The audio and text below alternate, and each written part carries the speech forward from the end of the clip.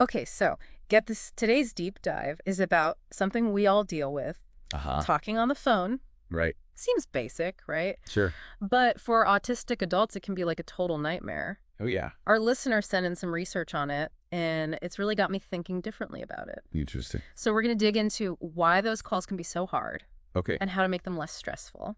Makes sense. I mean, who hasn't gotten that phone anxiety when the phone rings out of the blue? Yeah, you tense up a little bit. Oh, totally. Yeah.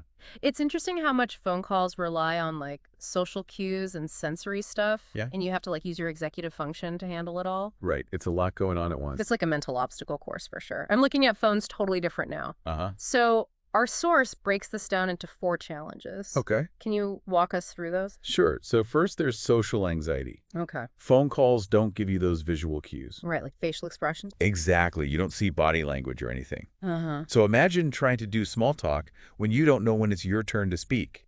Oh, gosh. Or if you're coming across the right way, it's tough. Yeah, you're flying blind socially. Yeah, I can see how that'd be overwhelming, even for a short call. for sure. Okay, what's the next challenge? Then there's sensory overload. Okay. If you're sensitive to sounds, a phone call can be like a ton of bad stimuli. Right. That ringing loud noises from the other end, even background chatter, can make you feel overwhelmed. Ugh. Even for someone not autistic, that ringing can be jarring. Yeah, it's a lot. The source mentions executive function, too. I That's don't always nice. get what that means. It's complicated, but it's about working memory, holding info while processing new info, Yeah. and like switching between tasks. Uh, On a phone call, you're trying to remember what you wanted to say, yeah. while also listening, understanding tone, and figuring out your response. Oh, wow. It's really demanding for someone who struggles with that. No wonder. I feel like my brain just stops sometimes on calls. It's a lot to manage. Okay, so we've got social anxiety, sensory overload, executive function. What's the 4th one? It's hard to understand tone without those visual cues. Right? Sarcasm, humor, even if someone's concerned, can get lost on the phone. Yeah. That can lead to people not understanding each other, awkwardness, and hurt feelings. Makes sense. We rely so much on those nonverbal cues. We do. Okay, so we've laid out why calls can feel so tough. Mm-hmm. But the good news is the source gives us ways to make them easier. That's great. So where do we start? Preparation is key. Okay. It's simple, but it helps with anxiety. I can see that. Take some time before the call, get your thoughts together. Okay. What points do you want to cover? Any questions? Right. Jotting down some bullet points can make you feel more in control. So it's like having a plan. Exactly. That's especially helpful if working memory is a challenge. Definitely. That leads right into another strategy, visual aids. Yeah, visual aids can help you during the call. Oh. It could be notes, a mind map, or even a calming picture. Okay. Having something to look at can help you focus and process info. That's a game changer for visual learners, for sure. For sure. Instead of getting lost in the sound, you have something to connect it to. Right. The source also says breaks are important. They are. It seems obvious, but we forget to do it, Huh. especially when we're feeling stressed. Right. It's totally fine to pause even for a few breaths. Okay. You can say, let me write that down, or give me a second to think. Uh-huh. That helps you manage everything and avoid shutting down. It's about knowing your limits. Exactly. What I find really interesting is how the source says we can use technology to help us. They talk about video calls and texting. Yet technology can be great for accessibility. Uh-huh. Video calls bring back those visual cues we were talking about. Right. Seeing someone's face and body language can make you less anxious and avoid confusion. It's like a mix between a phone call and meeting face-to-face. Yeah. That can make a big difference. can. And then texting gives you more control over the conversation. Right, you can take your time with texting, Uh-huh. write your replies, read them over, and use emojis. Yeah. It's a great choice if phone calls feel overwhelming. So we've covered preparation, visual aids breaks, and technology. We have. What stands out to you the most? What would you recommend someone try first if they're struggling with phone calls? That's a good question. Yeah. For me, it always comes back to understanding why things are hard. Yeah. Once you get that those phone call struggles are from these challenges, it's way easier to find good strategies. Right. It's not about fitting into some mold. Exactly. It's about figuring out what works for you. Uh-huh. What I'm finding so interesting is how this goes way beyond just phone calls. Oh, for sure. Our listener mentioned work can be tough too. Yeah. Work is a great example because it uses a lot of the stuff we've been talking about. Right. Think about those open offices. Oh. All that noise, the constant interruptions, having to be social all the time. Yeah. It can be so draining if you're sensitive to that stuff or have social anxiety. Absolutely. It's like sensory overload on steroids. And then you add those meetings where you have to speak up on the spot, Right. or presentations where how you communicate matters. It's a lot. It's no wonder people struggle in those situations. Definitely. And that's where those executive function challenges come in. Yeah. In a busy workplace, you're always getting info switching tasks and having to manage your time. So true. If you have trouble with working memory or switching tasks, it can feel impossible.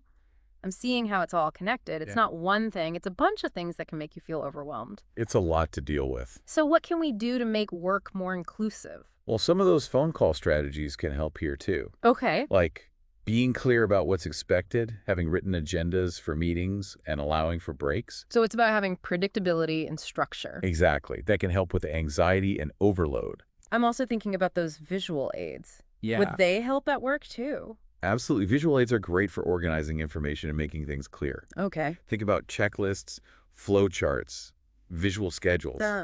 Anything that helps break down info and makes it easier to understand. It's like a roadmap for the workday. I like that. I can't help but think about how this affects relationships too. Yeah. That feels even more complicated. It is. Personal relationships are all about those social cues and unspoken rules. Right. And for some people, it's really hard to pick up on those. It's like everyone else got the instructions and you're just guessing. That's a good way to put it. It can be tiring and lead to misunderstandings. You definitely can. And those problems with tone we talked about, they're even worse in relationships because feelings are involved. For sure. Imagine trying to get sarcasm or humor without seeing someone's face. Oof. Yeah. That can lead to hurt feelings or arguments. It makes you realize how important it is to have people who are open and direct. Yeah. People who are patient with those misunderstandings and willing to learn about how you communicate. Communication is key. It's about building relationships where everyone understands and respects each other. Yes. Yes. And recognizing we all communicate differently. And that's where self-advocacy matters. It does. Being able to tell people what you need in a way they understand. Right. Self-advocacy is important, but it's not always easy. No, it's not. Especially if you have social anxiety or the world isn't always understanding. It takes a lot of courage. But the more we talk about this stuff, Yeah. the more normal it becomes, Uh-huh. the easier it is to ask for help and make things better. It's about making a more inclusive world. Exactly. We need to shift from fixing autism Right. to appreciating all the different ways people experience the world. And making sure everyone feels seen, heard, and valued. So we've seen how these challenges go beyond phone calls. Yeah. They affect work relationships, everything. It's all connected. But is there one big takeaway we can focus on? Yeah, I think it all comes down to connection. It's interesting you say that. We've talked about calls, workplaces, relationships, and the problems all seem to be about how people connect in a world that doesn't always get it. It's about fitting in. And what's great is that the source doesn't just point out the bad stuff. Right. It shows us how to understand and help. It gives us a path forward. It's like we're moving away from seeing these as things to fix and starting to see them as differences, different ways of thinking, communicating, needing things. Oh, absolutely. And once we get that, we can start to bridge the gap. Understanding is key. And that's where those strategies are so helpful. They are. It's not about hiding who you are. Right. It's about finding ways to be yourself and still succeed. You said. So it's about giving people power, right? Totally. Giving them tools to ask for what they need, to talk to people, and to make their world work for them. It's about empowerment and support. And this deep dive has shown us how much it's all connected. Yeah. Sensory overload can affect how you socialize. Executive function problems can make talking harder. Right. And all of that can mess with relationships and work. It's all a delicate balance. It's like a web. Yeah. But the good thing is, if you fix one part, the whole thing can get better. Exactly. Like making your workspace good for your senses can help you focus, It can. which can make it easier to talk to people and be social. Small changes can have big effects. I'm glad that more and more people are aware of these issues now, Me too. and that there's more help out there. Definitely. And that's why these conversations are so important. They are. The more we talk about it, the more normal it becomes. The easier it is to ask for help and find people who get you. It's about building a community. Exactly, and feeling like you belong. We all want that. In the end, it's about making the world a place where being different is a good thing, where everyone can be themselves and do well. That's a world I want to live in. So to everyone listening, Yeah. I hope this has given you some understanding, some hope, and maybe even some ideas to keep talking about this and making the world better. And remember, even small things can make a difference. Absolutely, like being kind, understanding, and wanting to learn. Those things matter. Thanks for joining us on this deep dive. It's been a pleasure. We'd love to hear your thoughts in the comments. Let us know what you think. Until next time, keep learning, keep exploring, and keep connecting with each other.